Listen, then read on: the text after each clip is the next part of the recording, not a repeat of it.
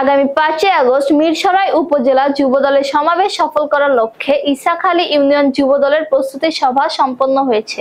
Union যুবদলের আহ্বায়ক এরাদুল হক ভুইয়ার সভাপতিত্বে ও ইউনিয়ন যুবদলের যুগ্ম আহ্বায়ক আবু রুম্মান ভুইয়ার সঞ্চালনায় প্রধান অতিথির বক্তব্য রাখেন চট্টগ্রাম উত্তর জেলা যুবদলের যুগ্ম সম্পাদক মাজহারুল ইসলাম চৌধুরী।